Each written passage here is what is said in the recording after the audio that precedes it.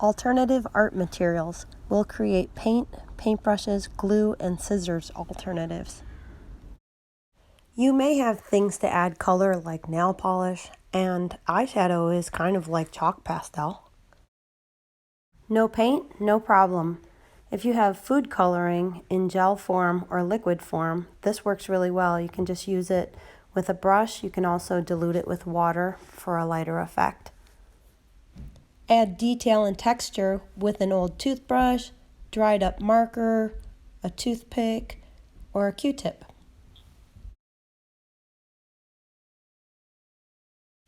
You may brew tea or coffee and paint with that. You can also use the coffee grinds in there. You may also take used up markers, put them upside down in water overnight, and paint with that. Spices! I wish you could smell these. Put the spices in a heat-safe bowl and then boil water in a kettle and then pour over the spices and stir it up and paint. Looking for a more opaque paint like tempera? Add equal parts of flour, salt, and warm water, stir, and add any of the alternative paints. Pour boiling water over broken crayons and you can add that to your flour mixture. Grind up flowers in a food processor with a little warm water and it provides a vibrant pigment that you can paint with. On to paintbrushes. First, look around your home for things you may already have, like makeup brushes. Sticks from outside, chopsticks, Q-tips are all great ways to apply paint to a surface, and they also make really great handles.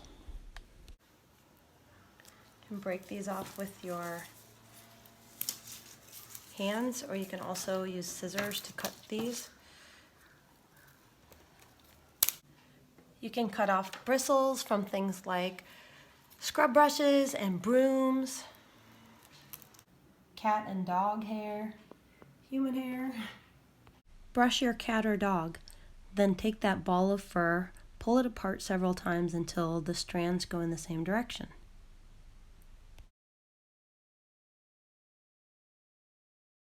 And if you're really stumped at what kind of bristles that you could use, here you go, human hair. I'm gonna find a little curl right here.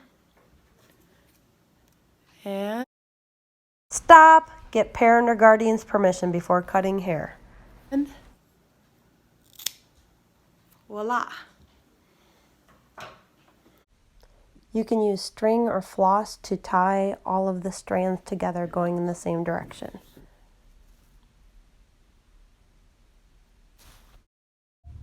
If you have curly hair like me, you might have to work with the bristles a little bit. Glue your new bristles onto the handle and whoop, there it is.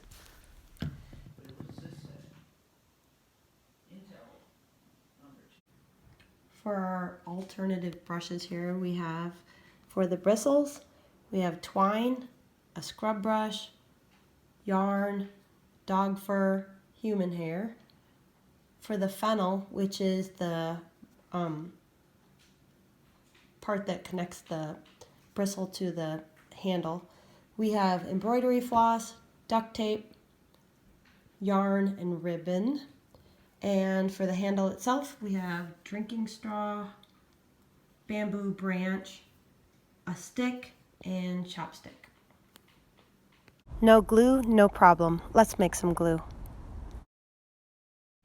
Use flour, a pinch of salt, and some warm water. I'm just using a popsicle stick to stir. Stir it until you have the consistency of white glue.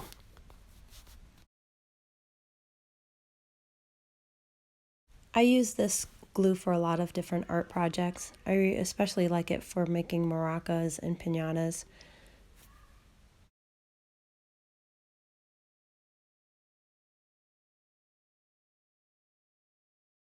Two things will help preserve your new glue: salt and an airtight lidded jar. No scissors? No problem. Fold the paper several times on each side of the paper where you want to cut it. Wet the crease with water, then hang it off the side of a table and pull it apart quickly. Whoosh! One last beautiful solution is just ripping the edges of paper. The torn paper helps achieve a really finished, layered look to this collage.